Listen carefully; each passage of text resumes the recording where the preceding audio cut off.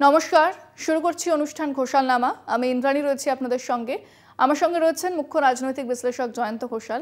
এবার যে খবর জানাবো তা হচ্ছে দিল্লির কনস্টিটিউশনাল ক্লাবের সচিব নির্বাচনে সেখানে আবারও জয় হয়েছে রাজীব প্রতাপ রুডির এবং সেখানে বিজেপি বনাম বিজেপি লড়াই ছিল এবং রুডিকে কিন্তু সমর্থন করেছেন বিরোধীরা, কংগ্রেস সমর্থন করেছে রুডিকে। তাহলে এই বিষয়টাকে জনতার কাছে যাবো জানো, তাহলে এই বিষয়টাকে কিভাবে ব্যাখ্যা করা হবে? কনস্টিটিউশন ক্লাবের নির্বাচন যে এইরকম একটা চিত্তাকর্ষক হতে পারে ইন্দ্রাণী, আমি বুঝতে পারিনি। আমি গেছিলাম কনস্টিটিউশন ক্লাবে। কনস্টিটিউশন ক্লাবটা কিন্তু দারুণ ব্যাপার। আমি বাঙালি দর্শকদের আগে তো কনস্টিটিউশন ক্লাব ব্যাপারটা বোঝাই। কনস্টিটিউশন ক্লাবটা হচ্ছে পার্লামেন্ট থেকে ঢিলছোড়া দূরত্বে। এই কনস্টিটিউশন ক্লাবটা হচ্ছে INS building, Indian newspaper society building.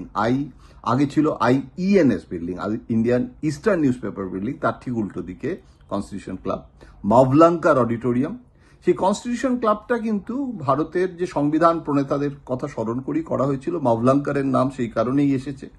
এবং সেই অডিটোরিয়ামের পাশে যে কনস্টিটিউশন ক্লাব, সেখানে স্পিকার হল, ডেপুটি স্পিকার হল, এবং খুব ইন্টারেস্টিং, মানে ওখানে একটা হয়তো রেস্টুরেন্টের নাম আছে ওখানে, যেটা এমপিদের জন্য এক্সক্লুসিভ, তার নাম হচ্ছে প্রিঅ্যাম্বল। একটা কোনো আর্টিকেল সংবিধানে, তার নামে আর একটা রেস্টুরেন্ট। তো এই যে ব্যাপারটাই একটা খুব ইন্টারেস্টিং। এবং ওখানে এটা একটা ক্লাব, যেরকম ক্যালকাটা ক্লাব, বেঙ্গল ক্লাব, সাংসদদেরও তো একটা ক্লাব দরকার। সেখানে জিম আছে, স্পা আছে, সেগুলো সাধারণ মানুষ ব্যবহার করতে পারে না, সেটা সাংসদদের জন্য। এবং সেখানে তার একটা বাজেট আছে।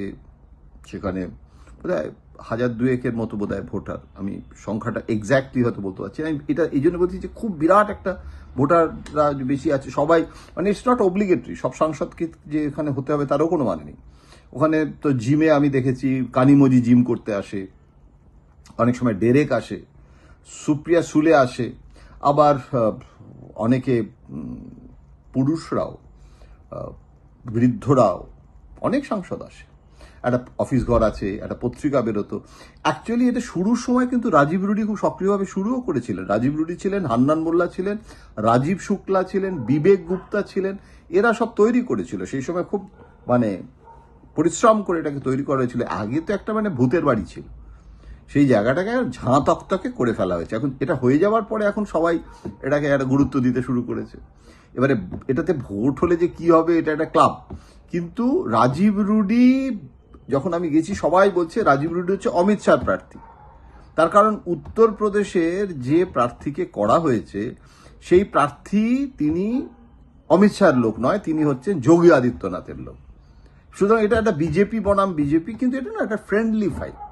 এটা তো আর সাংঘাতিক একটা মানে একটা বিটারনেস নিয়ে কিন্তু হয়নি। এবং সেখানে রাজীব শুক্লাও ভোটার, ডেরেকও ভোটার, সবাই কিন্তু ভোট দিয়েছে। সোনিয়া গান্ধী থেকে শুরু করে সবাই ভোট দিতে এসছেন। কম কথা না, অমিত শাহ নিজে ভোট দিতে এসছেন। কে কাকে ভোট দিয়েছে জানি না, কিন্তু রাজীব রুডি তো জিতে গেছেন। তার মানে এটা কিন্তু অফিসিয়াল যে অমিত শাহর লাইন, সেটা জিতেছে। এবং যারা অমিত শাহকে সমর্থন করে তারা হৈ হৈ করে এসে যে ভোট দিচ্ছে, যদি অমিত শাহ সেটা না চাইতেন বা তাহলে এই মোবিলাইজেশনটা হতো না। এখন এখানে মানে নিশ্চয়ই অমিত শাহ এখানকার সেলুনে চুল কাটবে বলে কনস্টিটিউশন ক্লাবের একটা গুরুত্ব বাড়াচ্ছেন, তা তো না। অমিত শাহ তো এমনিতেই চুল কম, এখানে একটা সাংঘাতিক স্যালন আছে, সুতরাং সেখানে এসে উনি শরীরচর্চা করবেন এবং জিমে আসবেন এমনটা তো নয়। সুইমিং পুলও আছে। তো আমার যেটা মনে হয় ইটস এ পলিটিক্যাল ব্যাটার। এবং একটা ঘটনা আপনাদের বলি, খুব ইন্টারেস্টিং। এখানে মানে প্রাক্তন রাষ্ট্রপতি রামনাথ কোবিন্দ, তিনি এই কনস্টিটিউশন ক্লাবের যখন ভোট হয়েছিল, উনি সচিব পদে উনি লড়েছিলেন, তখন তিনি মেম্বার অফ পার্লামেন্ট ছিলেন, হেরে গেছিলেন। সুতরাং এখানকার ভোটে যদি কেউ হেরে যায় প্রার্থী হিসেবে, রাষ্ট্রপতি হওয়ার নজির আছে। মানে জীবনে বড় পজিশনে যিনি যাচ্ছেন, তিনি যদি আজকে কোনো পদে হেরে যান, দুঃখ হওয়ার কোনো কারণ নেই। কনস্টিটিউশন ক্লাবের ভোটে হেরে গিয়েও রাষ্ট্রপতি হওয়া যায়, সেটা কিন্তু কোবিন্দ দেখিয়ে দিয়েছে। আমি অনেক ধন্যবাদ জানাবো জয়ন্তদাকে। আপনারা জয়ন্তদার বিশ্লেষণ এতক্ষণ শুনছিলেন।